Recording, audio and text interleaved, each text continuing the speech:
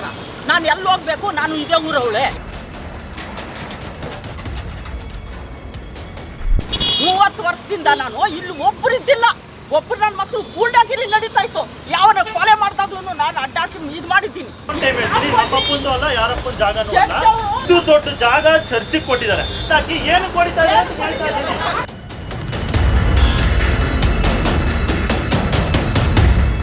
ಮನೆ ಜಿಲ್ಲಾಧಿಕಾರಿಗಳು ಸಹ ಸೂಚನೆ ಕೊಟ್ಟವ್ರೆ. ಸರ್ಕಾರಿ ರಸ್ತೆಯಲ್ಲಿ ಪೆಟ್ಟಿ ಅಂಗಡಿ, ಕೆಲವೊಂದು ಅಕ್ರಮವಾದ ಅಂಗಡಿಗಳನ್ನ ಇಟ್ಕೊಂಡಿದ್ದೀವೋ ಅವನ್ನೆಲ್ಲ ರಿಮೂವ್ ಮಾಡಿದ್ದೀವಿ.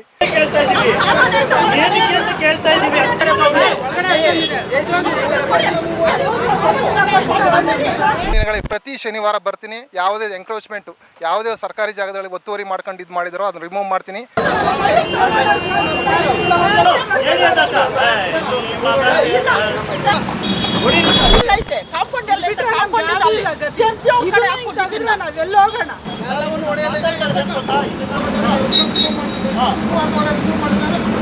ಇದೇ ರೀತಿ ಪ್ರತಿಯೊಂದು ವಾರ್ಡಲ್ಲೂ ಪ್ರತಿಯೊಂದು ಮುಖ್ಯ ರಸ್ತೆಯಲ್ಲೂ ಮಾಡ್ರಿ ಅಂತ ನಮ್ಮ ಪೌರಾಯುಕ್ತರನ್ನ ಕೇಳ್ಕೊಂಡಿದ್ದೀವಿ.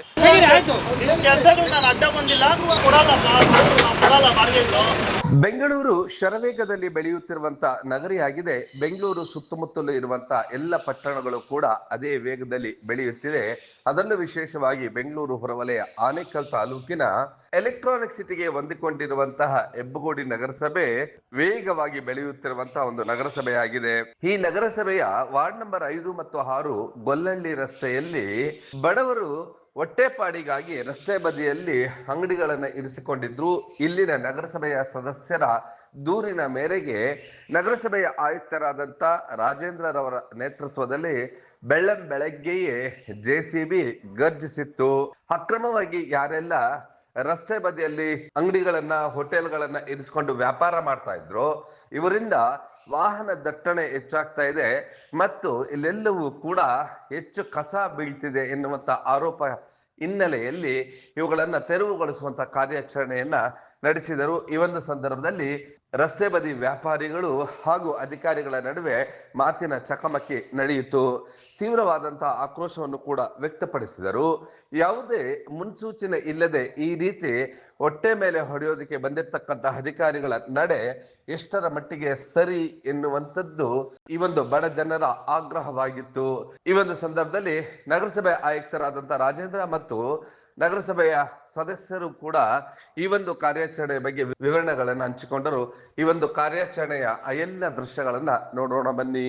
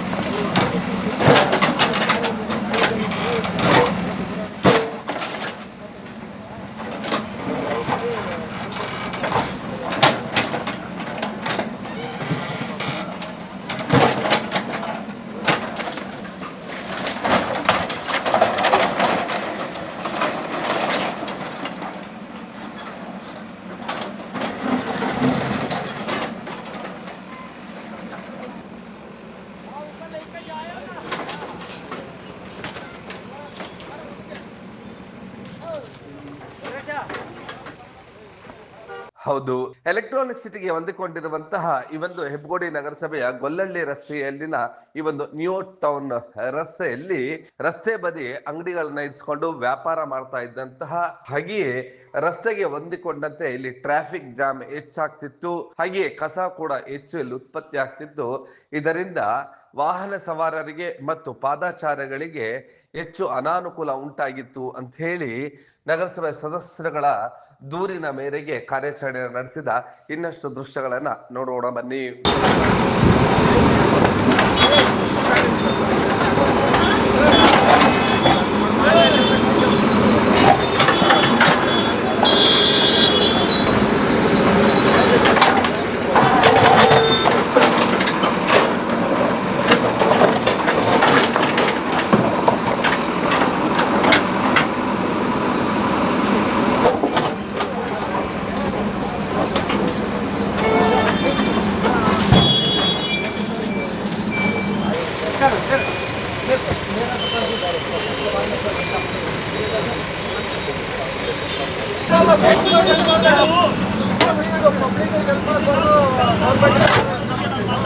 ರಸ್ತೆಗೆ ಹೊಂದಿಕೊಂಡಂತೆ ಈ ಅಂಗಡಿಗಳವರು ಶೀಟ್ಗಳನ್ನ ಹಾಕೊಂಡಿದ್ರು, ರಸ್ತೆಯಲ್ಲೇ ಗಾಡಿಗಳನ್ನ ನಿಲ್ಲಿಸ್ಕೊಂಡಿದ್ರು.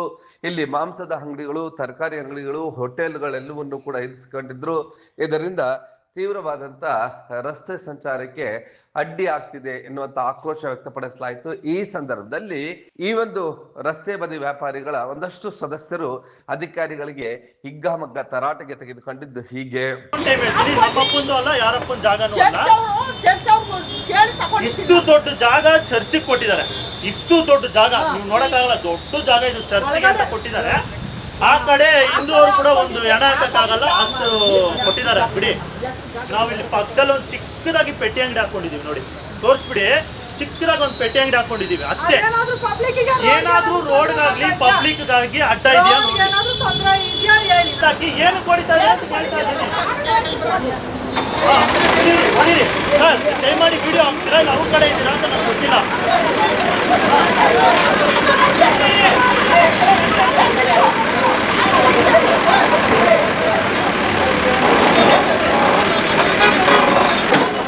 ನಾವಿಲ್ಲಿ ಅಡ್ಡ ಬಂದಿಲ್ಲ, ನಾವು ಕೇಳ್ತಾ ಇದೀವಿ, ಪ್ರಶ್ನೆ ಕೇಳ್ತಾ ಇದೀವಿ, ಏನಕ್ಕೆ ಅಂತ ಕೇಳ್ತಾ ಇದೀವಿ ಅಷ್ಟೇ.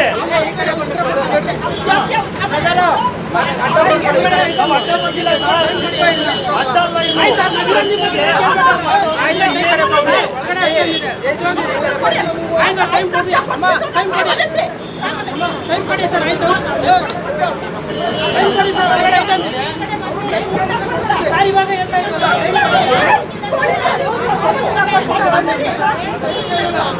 ಆಯ್ತು ಆಯ್ತು ಅದಲ್ಲ, ಆಯ್ತು ಸರ್, ಅವ್ರು ಮಾತಾಡ್ತಾರೆ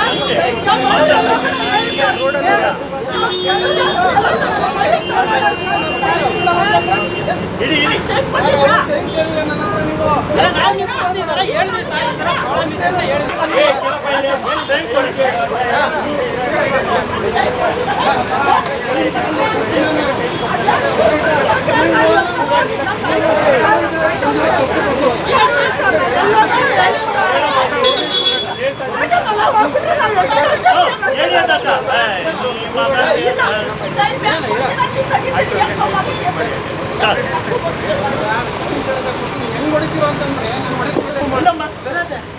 ಸರ್, ಯಾರು ಕಂಪ್ಲೇಂಟ್ ಕೊಟ್ಟಿರೋದು ಅಂತ ನನಗೆ ತಪ್ಪು ಮಾತಾಡ್ತಾ ಇದ್ದೀನಿ ಸರ್.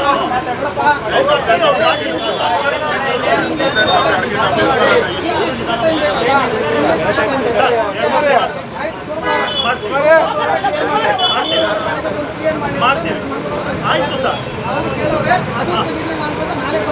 ಮಾಡಿ ಆಯ್ತು ಸರ್, ಹೋಗ್ಲಿ ಸರ್.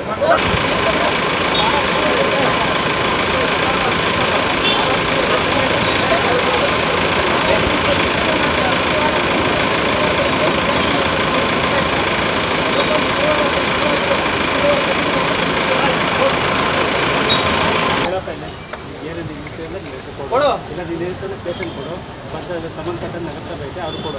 ಸುಮ್ಮನೆ ಯಾರೋ ಗೊತ್ತಿದ್ದೆ ಏನೋ ಮಾತಾಡಬೇಡ. ಈಗ ನಾನು ಬರೋದು ಗೌರ್ಮೆಂಟ್ ಪರವಾಗಿ, ಅವರು ಗೌರ್ಮೆಂಟ್ ಪರವಾಗಿ, ನಿಮ್ದೇನಂದ್ರೆ ರಿಕ್ವೆಸ್ಟ್ ಮಾಡಿ ಅಷ್ಟು ಅದು ಹೆಂಗೆ ತೆಗಿತಾರೋ ತೆಗಿರಿ ಅಂತಂದ್ರೆ ನಮ್ಮ ಮನೆ ಜಾಗ ತೆಗಿತೀವಿ, ಸರ್ಕಾರಿ ಜಾಗ ತೆಗಿ. ಇದೇ ಸಂದರ್ಭದಲ್ಲಿ ಮಾತಿನ ಚಕಮಕಿಯು ಕೂಡ ನಡೆಯಿತು. ಪೊಲೀಸ್ನವರ ಭದ್ರತೆಯಲ್ಲಿ ಈ ಒಂದು ಕಾರ್ಯಾಚರಣೆಯನ್ನ ನಡೆಸಿದ ಇನ್ನಷ್ಟು ದೃಶ್ಯಗಳನ್ನ ನೋಡ್ತಾ ಈ ಸಂದರ್ಭದಲ್ಲಿ ಮಹಿಳೆಯೋರ್ವಳು ತಮ್ಮ ಆಕ್ರೋಶವನ್ನು ವ್ಯಕ್ತಪಡಿಸಿದ್ದು ಹೀಗೆ.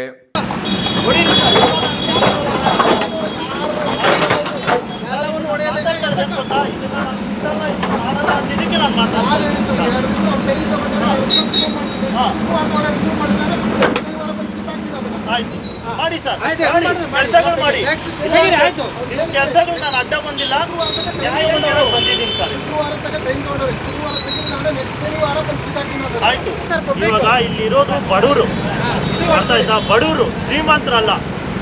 ಇವ್ರು ಇಲ್ಲಿರೋ ಅಪಾಯಿಂಟ್ಮೆಂಟ್ ಅವ್ರಿಗೆ ಇಲ್ಲಿ ಚೆನ್ನಾಗಿ ಕಾಣಿಸಲ್ಲ, ಇದು ಗಲೀಜು, ಅರ್ಥ ಆಯ್ತಾ? ಇದು ಸ್ವಲ್ಪ ನೀಟಾಗಿ ಈ ಅಂಗಡಿ ತೋರಿಸಿ, ಸ್ವಲ್ಪ ನೋಡೋಕೆ ಚೆನ್ನಾಗಿದೆ, ಇದು ನೋಡೋಕೆ ಚೆನ್ನಾಗಿದೆ. ಇದೇ ಅಂಗಡಿಗಳು ನೋಡಿಸಿ, ಬಡವರಿರೋ ಅಂಗಡಿಗಳು ನೋಡಿಸಿ, ಗಲೀಜಾಗಿದೆ.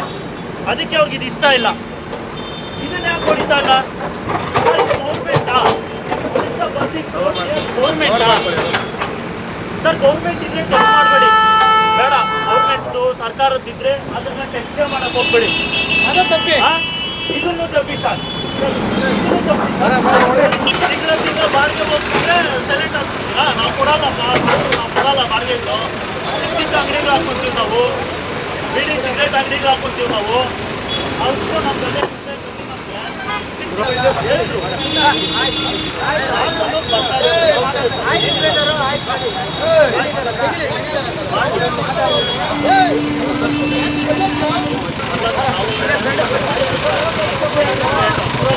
ಬಾಡಿಗೆ ಕಟ್ಟಲ್ಲ ಸರ್.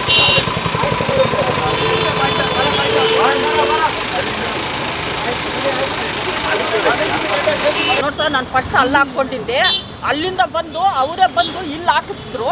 ಇಲ್ಲಿಂದ ನಾನು ಇವಾಗ ಎಲ್ಲ ಹಾಕ್ಕೊಳ್ಳಿ, ಜಾಗ ಮಸ್ತೈತೆ ಗೌರ್ಮೆಂಟ್ ಜಾಗ. ನಾನು ಎಲ್ಲಿ ಹೋಗ್ಬೇಕು? ನಾನು ಇದೇ ಊರವಳೆ, 30 ವರ್ಷದಿಂದ ನಾನು ಇಲ್ಲಿ ಒಬ್ಬರಿದ್ದಿಲ್ಲ.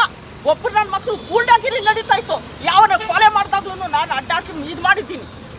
ಇವಾಗ ನಾನು ಹೊಟ್ಟೆ ಉರ್ಸ್ಕೊಳಕ್ಕೆ ನನಗೆ ಎಲ್ಲಿ ಜಾಗ ಇಲ್ಲ ಸರ್. ನನಗೆ ಊರಲ್ಲಿ ಹುಟ್ಟು ಬೆಳೆದಿರೋದು. ನನಗೆ ಇಷ್ಟು ಮನೆ ಕಟ್ಕೊಂಡಿದ್ದೀನಿ, 10 ಜನ ಮಕ್ಕಳಿದ್ದಾರೆ. ನಾನೇನು ಹೊಟ್ಟೆ ಪಡಗಿಲ್ಲ, ಅಂಗಡಿ ಹಾಕ್ಕೊಂಡಿದ್ದೀನಿ. ಅಲ್ಲಿಂದ ತೆಗೆದು ಇಲ್ಲಿ ಹಾಕಿದ್ರು. ಇವಾಗ ಇಲ್ಲಿಂದ ಎತ್ತು ಅಂದರೆ ನಾನು ಎಲ್ಲಿ ಹೋಗ್ಬೇಕು? ಇದು ಪಬ್ಲಿಕ್ ಅಲ್ಲ, ತೊಂದರೆ ಇಲ್ಲ ಯಾರಿಗೂ. ಇದೊಂದೇ ನಮ್ಗೆ ಇರೋದು. ಕಾಂಪೌಂಡ್ ಎಲ್ಲ ಐತೆ, ನಾವೆಲ್ಲ ಹೋಗೋಣ ಬಡವರು. ಆ ಚರ್ಚ್ ಅವ್ರದ್ದು ಕೇಳಿ, ಕಾಂಪೌಂಡ್ ಇದೆ ಅಲ್ಲಿ ಹಾಕೊಂಬ ಹೋಗ್ಲಿ ಅಂತ ಅವ್ರು ಚರ್ಚ್ ಅವ್ರಿಂದ ಕಡೆ ಕೇಳ್ತಾ ನೋಡಿ. ನೀವೇ ತೋರಿಸಿ ಬೇಕಾದ್ರೆ ಕಾಂಪೌಂಡ್ ನೋಡ್ತಾ ಎಲ್ಲ ರೋಡ್ಗೆ ತೊಂದರೆ ಮಾಡಿಲ್ಲ. ಚರ್ಚ್ ಅವ್ರನ್ನ ಬೇಡ್ಕೊಂಡು ನನ್ನ ಜಾಗ ಕೊಡ್ರಿ, ನನ್ನ ಆ ಕಡೆ ಹಾಕಿದ್ರು, ಚರ್ಚ್ ಕಡೆ ಹಾಕಿದ್ರು, ನಿಮ್ಮ ಚರ್ಚ್ಗೆ ಜಾಗ ಬಿಟ್ಟು ಕೊಟ್ಟಿದ್ದೆ, ನಾನು ಎಲ್ಲಿ ಹೋಗ್ಲಿ ಅಂದಿದ್ದೆ. ಆ ಚರ್ಚ್ ಅವ್ರು ನಿನಗೆ ಯಾವತ್ತೂ ಎತ್ತಲ್ಲ, ನಮ್ಮ ಚರ್ಚ್ ಮುಚ್ಚಿದ ಮೇಲೆ ನೀನು ಎತ್ಕೊಂಡು ಹೋಗಮ್ಮ ಅಂತ ಅವ್ರು ಕೊಟ್ಟಿರೋ ಜಾಗ, ನನಗೆ ಯಾರು ಕೊಟ್ಟಿಲ್ಲ ಸರ್ ಜಾಗ. ಈ ಒಂದು ಕಾರ್ಯಾಚರಣೆಯಲ್ಲಿ ಪಾಲ್ಗೊಂಡಿದ್ದಂತಹ ಇದರ ನೇತೃತ್ವವನ್ನು ವಹಿಸಿದ್ದಂತಹ ಹೆಬ್ಬಗೋಡಿ ನಗರಸಭೆ ಆಯುಕ್ತರಾದಂತಹ ರಾಜೇಂದ್ರ ರವರು ಈ ಒಂದು ಕಾರ್ಯಾಚರಣೆ ಬಗ್ಗೆ ವಿವರಣೆಗಳನ್ನು ಹಂಚಿಕೊಂಡಿದ್ದು ಹೀಗೆ. ಹೆಬ್ಬಗೋಡಿ ನಗರಸಭಾ ವ್ಯಾಪ್ತಿಯ ವಾರ್ಡ್ ನಂಬರ್ 6ರಲ್ಲಿ ನಿಯೋಟೋನ್ ಈ ಸರ್ಕಲಲ್ಲಿ ಆಲ್ರೆಡಿ ನಾವು ಸುಮಾರು ಒಂದು 6 ತಿಂಗಳಿಂದ ಹೇಳ್ಕೊಂಬರ್ತಾ ಇದ್ದೀವಿ. ಎಲ್ಲಿ ನಮ್ಮ ಸರ್ಕಾರಿ ಜಾಗದಲ್ಲಿ ಪೆಟ್ಟಿ ಅಂಗಡಿಗಳು ಇಟ್ಕೊಂಡವರು ಅವನ್ನ ರಿಮೂವ್ ಮಾಡಿ ಅಂತ ಹೇಳಿದ್ದೀವಿ. ಆಲ್ರೆಡಿ ಜನಗಳಿಗೆ ಹೇಳಿದ್ರು ಸಹ ಇಲ್ಲಿವರೆಗೂ ಮಾಡಿಲ್ಲ. ಇವತ್ತು ನಾವು ಮಾರ್ನಿಂಗ್ ಬಂದು ನಮ್ಮ ನಗರಸಭಾ ವತಿಯಿಂದ ಮತ್ತು ಈ ವಾರ್ಡ್ ಸದಸ್ಯರುಗಳು ಕೆಲವೊಂದು ಸದಸ್ಯರುಗಳ ಸಮ್ಮುಖದಲ್ಲಿ ನಾವು ಇವತ್ತು ಇನ್ನು ಎನ್ಕ್ರೋಚ್ಮೆಂಟ್ ಯಾವುದ್ಯಾವುದು ಸರ್ಕಾರಿ ರಸ್ತೆಯಲ್ಲಿ ಪೆಟ್ಟಿ ಅಂಗಡಿ ಕೆಲವೊಂದು ಅಕ್ರಮವಾದ ಅಂಗಡಿಗಳನ್ನ ಇಟ್ಕೊಂಡಿದ್ದೀವೋ ಅವನ್ನೆಲ್ಲ ರಿಮೂವ್ ಮಾಡಿದ್ದೀವಿ. ಈಗ ಆಲ್ರೆಡಿ ನಾವು ಈಗ ಅಕ್ಕಪಕ್ಕ ಯಾವುದು ನಮ್ಮ ಕೆಲವೊಂದು ವಾರ್ಡ್ಗಳಲ್ಲಿ ಅಕ್ರಮವಾಗಿ ಯಾರ್ಯಾರು ಪೆಟ್ಟಿ ಅಂಗಡಿಗಳು ರಸ್ತೆಗಳಲ್ಲಿ ಇಟ್ಕೊಂಡಿದ್ದಾರೋ ಅವ್ರಿಗೆಲ್ಲ ಇನ್ಫಾರ್ಮ್ ಮಾಡಿದ್ದೀವಿ. ಇದು ಕೊನೆಯ ಎಚ್ಚರಿಕೆ. ನಾನು ಆಲ್ರೆಡಿ 5-6 ಸತಿ ಇನ್ಫಾರ್ಮ್ ಮಾಡಿದ್ದೀನಿ. ಮುಂದಿನ ದಿನಗಳಲ್ಲಿ ಪ್ರತಿ ಶನಿವಾರ ಬರ್ತೀನಿ. ಯಾವುದೇ ಎಂಕ್ರೋಚ್ಮೆಂಟು ಯಾವುದೇ ಸರ್ಕಾರಿ ಜಾಗದಲ್ಲಿ ಒತ್ತುವರಿ ಮಾಡ್ಕೊಂಡು ಇದು ಮಾಡಿದಾರೋ ಅದನ್ನು ರಿಮೂವ್ ಮಾಡ್ತೀನಿ. ಪೆಟ್ಟಿ ಅಂಗಡಿಗಳು ಯಾವುದೇ ಇದೆಯೋ ಅದನ್ನೆಲ್ಲ ರಿಮೂವ್ ಮಾಡ್ತೀನಿ. ಸಾರ್ವಜನಿಕರು ಸಹಕಾರ ಮಾಡಬೇಕು ಅಂತ ನಾನು ಕೋರ್ತೀನಿ. ಪ್ರತಿ ಶನಿವಾರ ಬರ್ತೀನಿ. ಪ್ರತಿ ಶನಿವಾರ ಬಂದು ನಾನು ಪ್ರತಿ ಶನಿವಾರ ಇದೇ ಕೆಲಸ. ಯಾವುದೇ ಸರ್ಕಾರಿ ಜಾಗಗಳಲ್ಲಿ ಯಾರ್ಯಾರು ಪೆಟ್ಟಿ ಅಂಗಡಿಗಳು ಇಟ್ಕೊಂಡು ಯಾರು ರಸ್ತೆ ಪಕ್ಕದಲ್ಲಿ ಪೆಟ್ಟಿ ಅಂಗಡಿ ಇಟ್ಕೊಂಡು ಜನಗಳಿಗೆ ತೊಂದರೆ ಕೊಡ್ತಾರೋ ಅವ್ರನ್ನ ಯಾರಿಗೂ ನಾವು ಇದು ಬಿಡಲ್ಲ. ಮಾನ್ಯ ಜಿಲ್ಲಾಧಿಕಾರಿಗಳು ಸಹ ಸೂಚನೆ ಕೊಟ್ಟವ್ರೆ. ಯಾವುದ್ಯಾವುದು ಸರ್ಕಾರಿ ಜಾಗಗಳಲ್ಲಿ ಏನೇನು ಒತ್ತುವರಿ ಮಾಡ್ಕೊಂಡಿದ್ರು ಎಲ್ಲ ರಿಮೂವ್ ಮಾಡಿ ಅಂತ ಹೇಳಿದ್ರೆ ಮಾನ್ಯ ಜಿಲ್ಲಾಧಿಕಾರಿಗಳ ಸೂಚನೆಯಂತೆ ನಾನು ಈ ಕೆಲಸವನ್ನು ನಿರ್ವಹಣೆ ಮಾಡ್ತಾಯಿದ್ದೆ. ಸುಮಾರು ಇವತ್ತು 14 ಅಂಗಡಿಗಳನ್ನ ನಾವು ರಿಮೂವ್ ಮಾಡಿದ್ದೀವಿ. ಅದರಲ್ಲಿ 1-2 ಅಂಗಡಿಗಳು ನಾವು ಪರ್ಮನೆಂಟ್ ಸ್ಟ್ರಕ್ಚರ್ ಮಾಡಿದ್ದೀವಿ. ನಮಗೆ ಟೈಮ್ ಕೊಡಿ ಅಂತ ಹೇಳಿದ್ದಾರೆ. ಅವಕ್ಕೆ ನಾನು ಮಂಗಳವಾರ ತನಕ ಟೈಮ್ ಕೊಟ್ಟಿದ್ದೀನಿ. ಈ ಫಿಶ್ ಅಂಗಡಿದು ಶುಕ್ರವಾರ ತನಕ ಟೈಮ್ ಕೇಳಿದ್ದಾರೆ. ಶುಕ್ರವಾರ ಟೈಮ್ ಕೊಟ್ಟಿದ್ದೀನಿ. ನೆಕ್ಸ್ಟ್ ಶುಕ್ರವಾರದೊಳಗಡೆ ಯಾವ ರಿಮೂವ್ ಮಾಡಲ್ವೋ ನಾನು ಬೆಳಗ್ಗೆ ಶನಿವಾರ ಬಂದು ನಾನೇ ರಿಮೂವ್ ಮಾಡ್ತೀನಿ ಅದನ್ನು. ಪ್ರತಿ ಶನಿವಾರ ಇನ್ನು ಮುಂದೆ ಈ ರೀತಿ ರಸ್ತೆ ಬದಿಯಲ್ಲಿನ ಎಲ್ಲ ಅಂಗಡಿಗಳ ತೆರವು ಕಾರ್ಯಾಚರಣೆ ನಡೆಯಲಿದೆ. ಈ ಒಂದು ಕಾರ್ಯಾಚರಣೆ ಇವತ್ತು ಈ ಒಂದು ಗೊಲ್ಲಳ್ಳಿ ರಸ್ತೆಯಲ್ಲಿ ನಡೆದಿದೆ.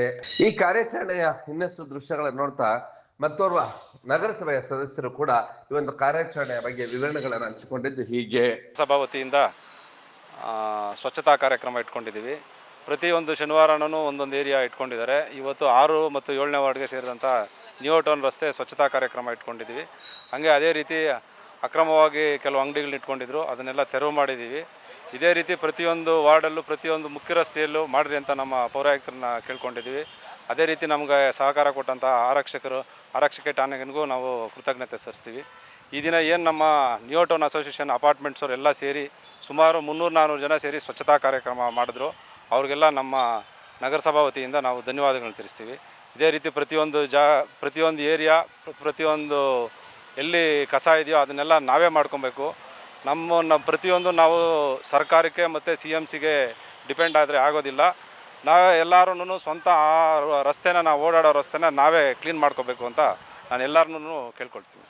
ಒಟ್ಟಿನಲ್ಲಿ ಅದೇನೇ ಇರಲಿ, ಈ ಒಂದು ರಸ್ತೆ ಬದಿ ವ್ಯಾಪಾರಿಗಳನ್ನ ತೆರವುಗೊಳಿಸುವ ಮುನ್ನ ಅವರಿಗೆ ಒಂದಷ್ಟು ಸೂಚನೆಗಳನ್ನ ನೀಡಬಹುದಿತ್ತು. ಹೊಟ್ಟೆಪಾಡಿಗಾಗಿ ಕೂಲಿ ಮಾಡುವಂತಹ ಜನ ಮತ್ತು ಕಡಿಮೆ ಬೆಲೆಯಲ್ಲಿ ಊಟ ಸಿಕ್ತಿತ್ತು ಎನ್ನುವಂತಹ ಒಂದು ಮಾತು ಕೂಡ ಕೇಳಿ ಬರ್ತಾ ಇದೆ. ಈ ಹಿಂದೆ ಇದೇ ರಸ್ತೆ ಬದಿ ಅಂಗಡಿಗಳ ಬಳಿ ಇಲ್ಲಿನ ನಗರಸಭೆಯ ಸದಸ್ಯರುಗಳೇ ಹಫ್ತಾ ವಸೂಲಿ ಮಾಡ್ಕೊಳ್ತಾ ಇದ್ರಂತೆ.